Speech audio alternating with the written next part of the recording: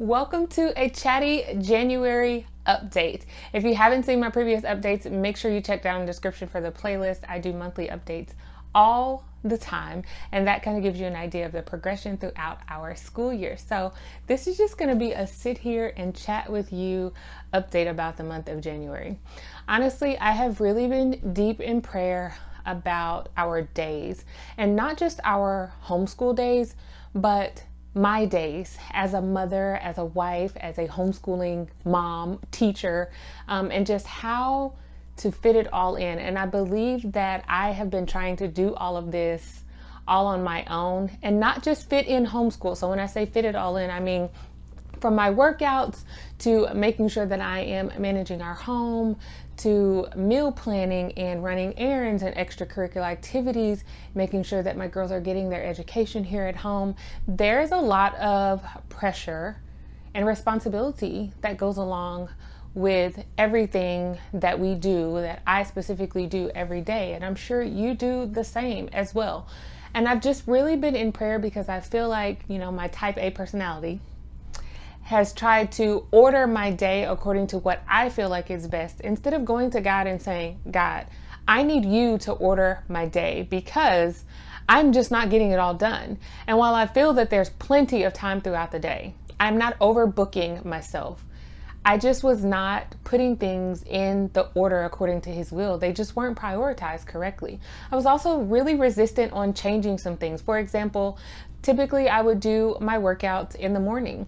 That has not worked out now for a couple of months, but I have been resistant to changing it because I'm really not an evening workout person. However, I kept telling myself that I don't like to work out in the afternoon. I'm not an evening workout person. And so I believe that in my soul, in my spirit, I believe that I was not an evening workout person, but I have turned into that person because I am following what God has for our daily schedule. And it has been a very humbling experience, eye-opening newness, obedient season. Like, I'm really working on being obedient and listening to God when he speaks to me and just doing it. By nature, I ask a ton of questions, and honestly, that doesn't change when God gives me instruction. I do ask a lot of questions, and I'm working on releasing that. But I have had a very eye-opening January in that things have fallen into place that I've been trying to get into place for a while, because I've just been resistant to a lot of changes and realizing that things have to go according to his will no matter what it is. And it's a great feeling. It really is. We are back to completing our homeschool day in what I consider to be a really reasonable time. My girls are working on focusing every day. Just so much growth in what we're doing, and it feels good to be in that type of position. Whereas we hadn't been in that in a really long time. I just take over spirit. That's what I say to one of my daughters when she tries to just order everything and change things up and this is how she wants it. But I just kind of had that takeover spirit, like, all right, let's do this. We're going to do it this way because this seems logical to me, but it was not working. So we're in a good place right now. Things are going to be good. Now, does this mean that every single day that we have of homeschool is a perfect homeschool day? Absolutely not. There are still days where we struggle. There are still days we wake up in the morning and we're dragging. There are still days when I'm not focused or the girls are not focused or we are butting heads. Honestly, we are having some struggles. However, I think back on all of the great days that we have, and that is what keeps me pushing every single day, because I know that more of those days are ahead of us. More of those days are coming. We deserve those type of days. And if we are constantly dwelling on the days where things are a struggle, where we're having a really hard time, those good days, we're going to feel like it's something very rare that's never going to happen again, or kind of like that waiting on the other shoe to drop type of mentality. And I don't want to have that. So I celebrate my girls when we have great days. I tell them how great of a job that they've done, how proud of them I am, how proud they should be of themselves for the hard work that they're putting forth throughout our homeschool and just our home in general. I also give myself that praise and I say, thank God for what he's placed inside of me me to be able to do his work every day, because it's not by my own power. I don't have the ability to do what we are able to do every day. It is simply by his grace and his mercy that we are here where we are. And I'm so, so thankful for that. So it's a growing process. I feel really good. There have been some struggles, and I'm glad that we are in a really good place. And I feel like I'm becoming the mother and wife and homeschool parent that he wants me to be, instead of what I thought that was supposed to look like. A couple of things that I am thankful for in this change is that, we released basketball for my oldest daughter in December of 2022, which was a huge deal. We spent a lot of our time doing basketball, playing basketball games and going to tournaments and practice and all of those things. And while it was a big change for her to decide not to play basketball anymore, it was all a part of God's plan. And I know that because we're just in a little bit of a slower season. The same thing I could say about my daughter stopping dance, because that was very time consuming as well. And she has not. And neither of them up until this point have said, I really miss that. I want to go back to it. They know that if they want to get back into that they absolutely can, but they're not interested, which is interesting to me because they gave it their all for the time that they were, and it was their decision to stop. But I am thankful for the break. We still have extracurricular activities going on. We have homeschool band for all three of the girls. We also have basketball for baby girl. We have a little bit of volleyball here and there, skills for my oldest daughter. But that's pretty much where we are when it comes to extracurricular activities. And the girls are happy in that space. I am as well. And it's just allowing us to be able to explore and do other things that we haven't been able to do in the past. Another thing that I've discovered in this process is that, my peak working time is in the morning. While I was using that time in the morning for my workouts, my planning and catching up on things, computer work, anything that I need to do, even editing videos, peak time is in the morning. I've also made time to do a Bible study that I'm doing in the mornings as well, which is really the time that my brain is like on and ready to go. And with this change in our schedule, actually my personal schedule, God has really allowed me to be able to see that this is where I need you at this time frame. This is where you're working best. And it feels good to be in that spot, to be where he would have me to be.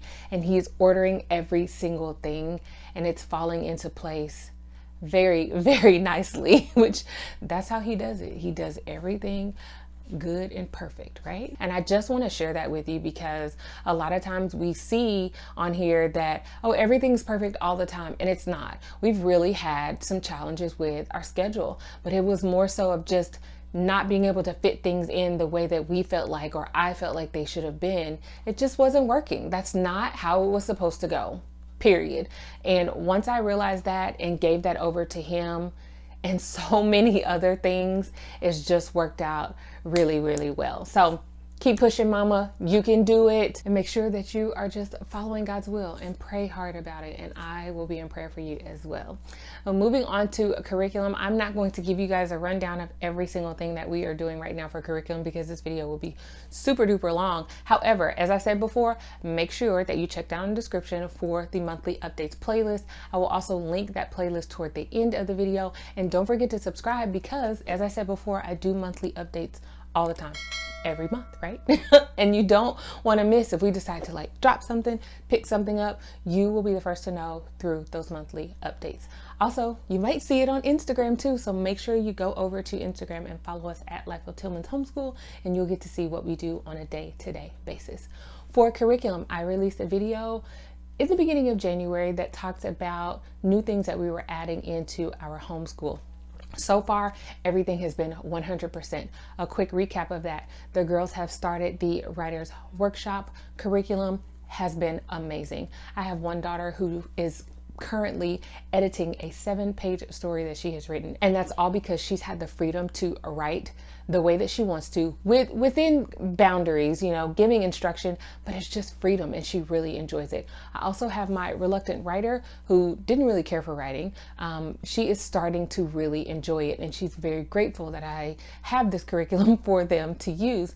She has written an entire page story and using all of these great adjectives and adverbs and really expanding her writing and enjoying it on top of that. And descriptive words, I'm just really excited for this curriculum. And we are about 3 weeks into the writer's workshop. Be sure to subscribe because I will do a flip through of it. And of course, at the end of the year, I will do a review so that you really get a full idea. But 3 weeks in, my girls are grateful. We're loving it and our writing is going great. Some other changes that we made starting in January was vocabulary.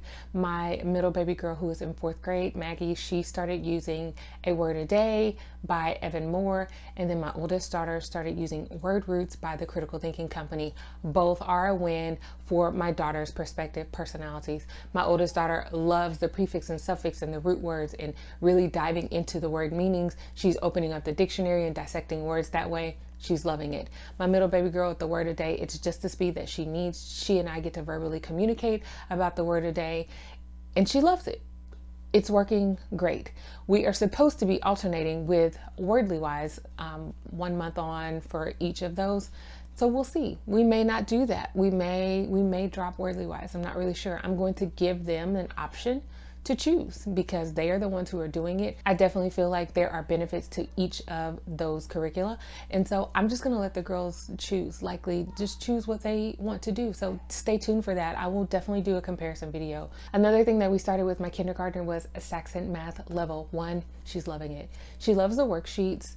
The calendar time at the beginning, we switched from our normal calendar time that we had been doing with Saxon K.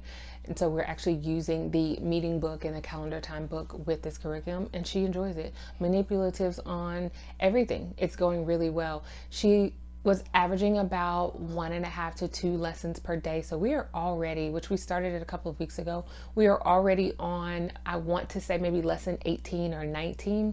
It's kind of a review of what she did in Saxon K, but she's moving at a really good pace. She'll be 6 in April, but she loves it. So no problems there whatsoever with the different things that we added in for this school year. So when you're talking about curriculum, I have already started looking and buying curriculum for the 2023-2024 school year because I know the direction that we're going in and I just need to get my hands on what we're needing. I do have a couple of areas that are questionable, but I'll share those with you as we get closer. I'm in the thinking process and the planning process for a couple of subjects, but so far, I'm feeling really good about what we are currently using now and how we're going to move forward with the next school year. Also, I'm summer planning as well. It's coming really quickly. Like we are at the end of January already. I'm summer planning for us, and I think we're going to do something a little bit different than what we've done the past 4 or 5 summers for our homeschooling journey, but it's going to be something that's really good, and it gives us a little bit of freedom and stretch room right now. So stay tuned for that as well. All the details will be coming out. Remember, if you want to see what things we have been using since the start of the school year and changes and transitions, make sure you check out the monthly updates videos and subscribe so you won't miss future updates. Bye.